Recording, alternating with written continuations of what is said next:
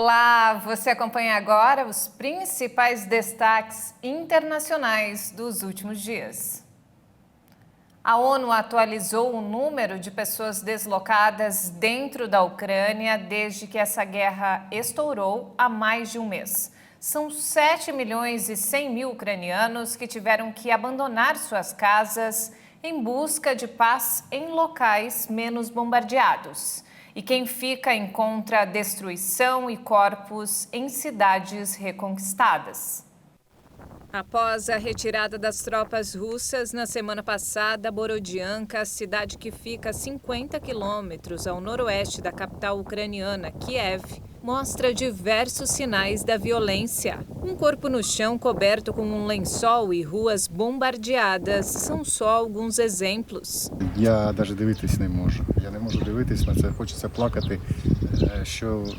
Não consigo nem olhar para isso, me dá vontade de chorar. Estes prédios que foram construídos durante minha vida. Antes, Borodianka era uma pequena vila com casas particulares. Eu vi sendo construídas. E agora as pessoas estão desocupadas de suas casas. Isso me dá vontade de chorar. Nada na cidade está como era antes e algumas casas viraram uma pilha de escombros. A retirada dos soldados russos na semana passada deixou as marcas da batalha pelo controle de Borodianka. Eu falei para eles que aqui só tem pessoas idosas e simples. Os chechenos vieram, eles foram mais educados, se é que se pode dizer. Eles não tocaram nas pessoas mais velhas, enquanto os russos cometeram atrocidades, muitas atrocidades. Com um passeio na cidade, é possível ver a maioria das janelas de uma casa quebradas e tanques de guerra destruídos. Em um prédio de apartamentos de 9 andares, algumas unidades foram completamente destruídas. Um buraco no edifício permite observar o céu. Vários apartamentos viraram um amontoado de tijolos e metal retorcido. E quem ficou na cidade ajuda na limpeza, pelo menos até onde é possível. Países europeus expulsaram cerca de 150 diplomatas russos em 48 horas. Os países ocidentais expressaram sua repulsa após a descoberta de dezenas de corpos de civis em Bucha. Itália, Dinamarca, Suécia e Espanha anunciaram nesta terça que expulsariam dezenas de diplomatas russos, seguindo os passos da França e da Alemanha, que tomaram essa decisão um dia antes. Não é fácil expulsar diplomatas e sempre tem consequências, até para a nossa própria embaixada e consulado geral.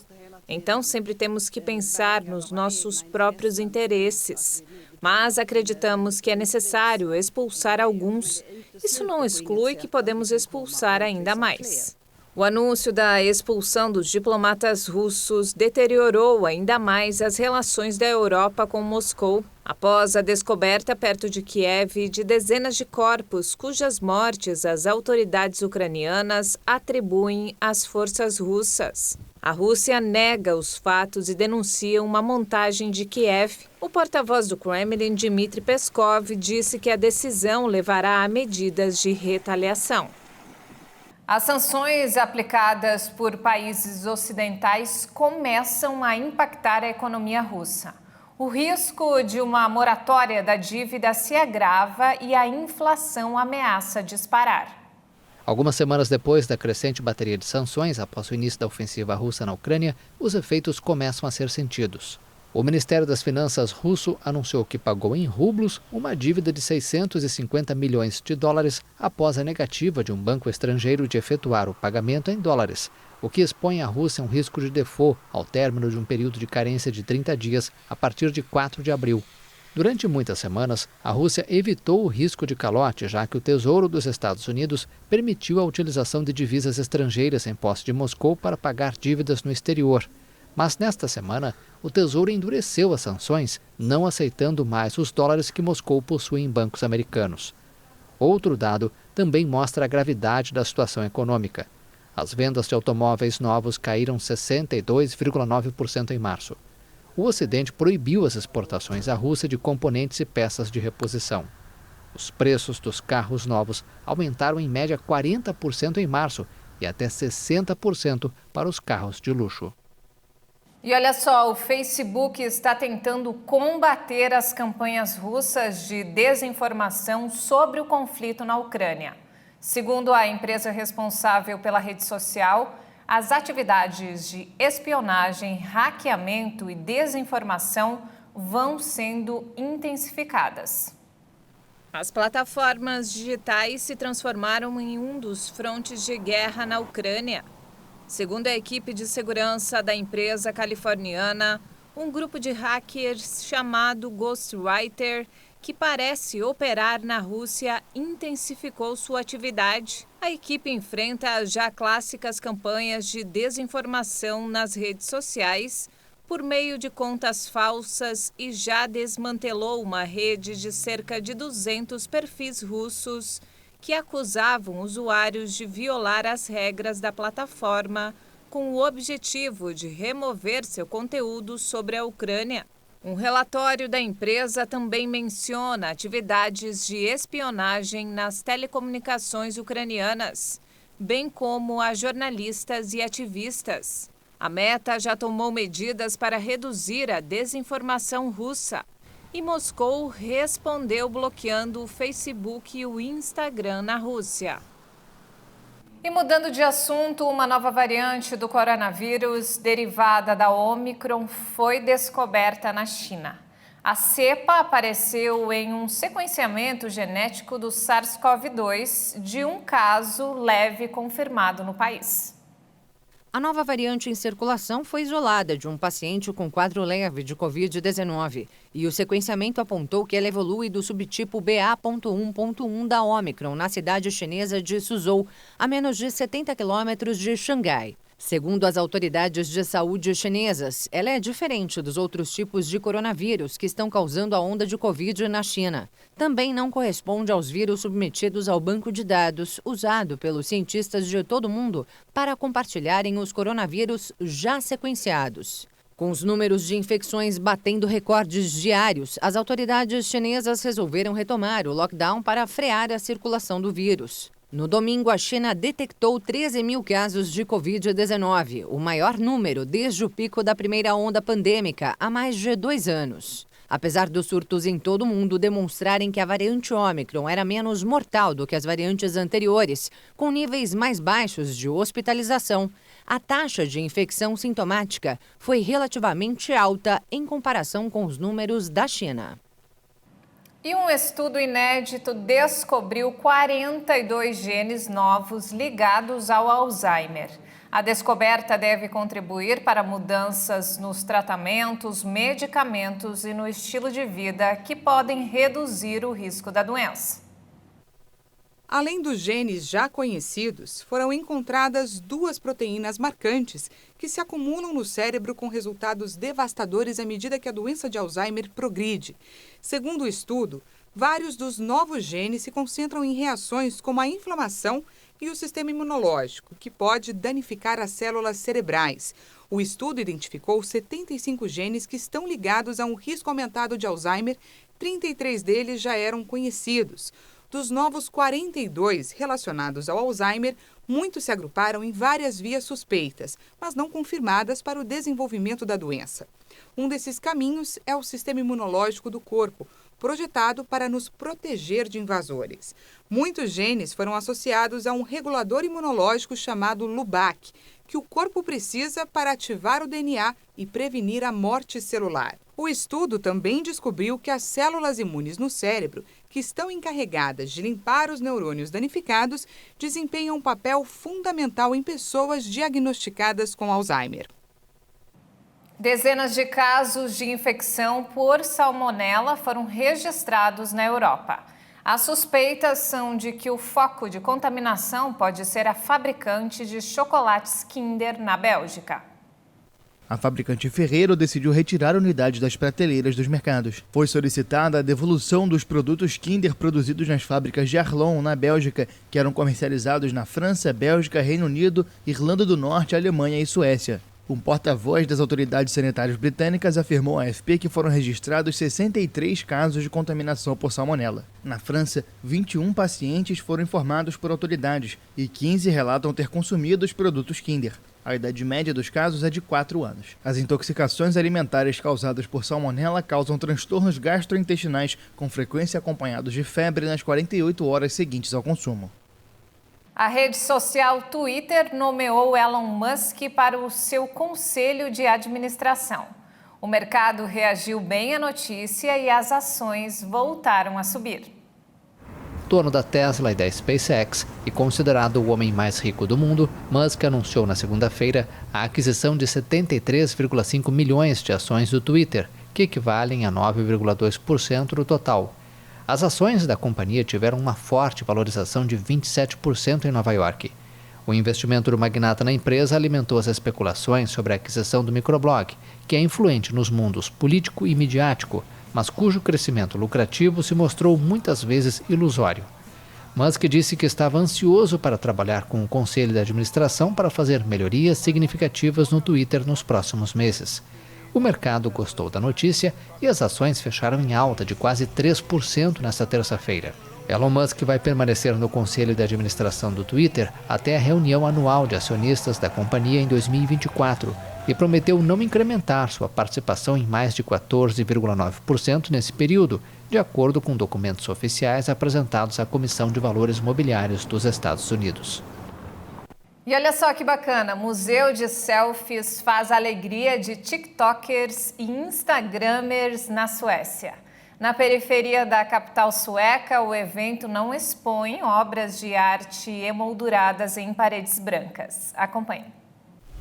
O Museum, ou o Museu da Selfie, é uma experiência interativa para as redes sociais na periferia da capital sueca. A gerente do museu diz que é possível encontrar cenários coloridos que ganham vida ao sair dos limites do museu e atrair likes nas redes sociais.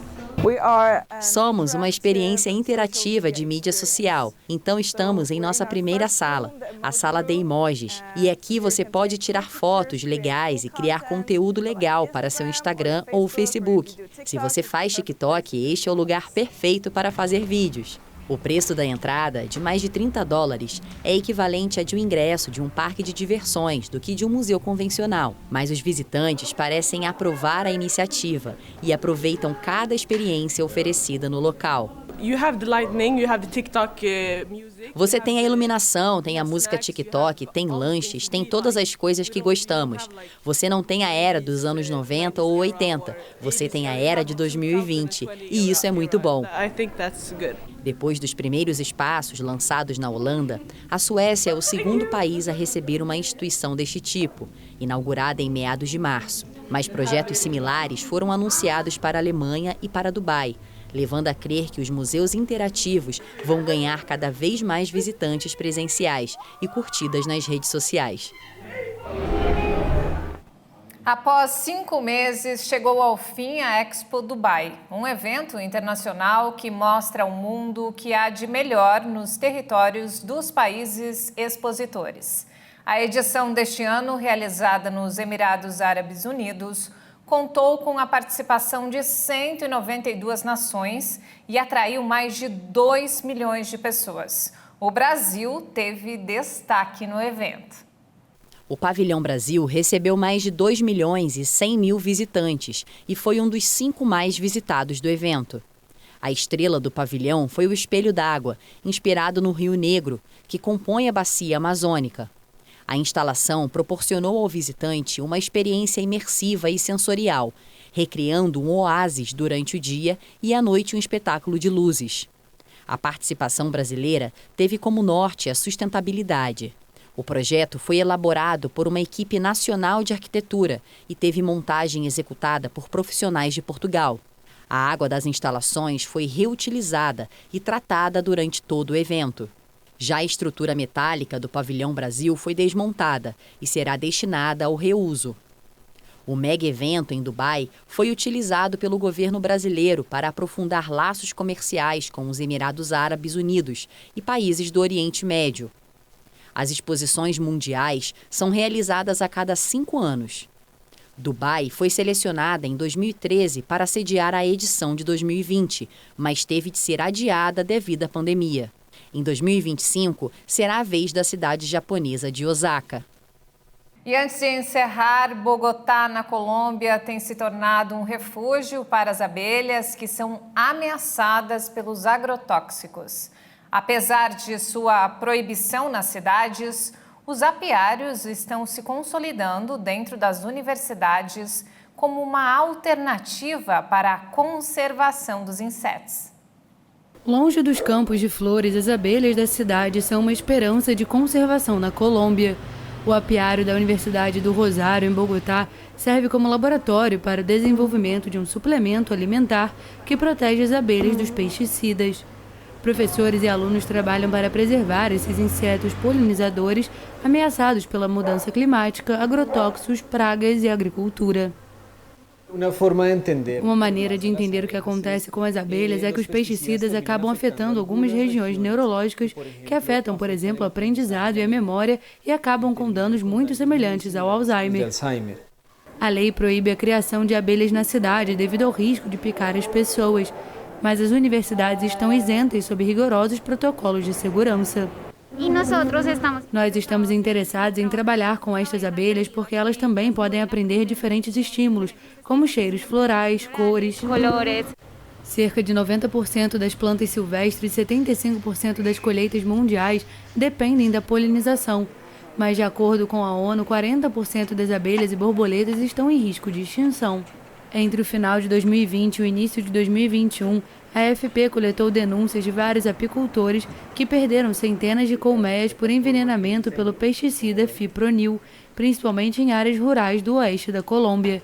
Na Universidade AN, em Bogotá, o apiário funciona como um refúgio sustentável para estes animais.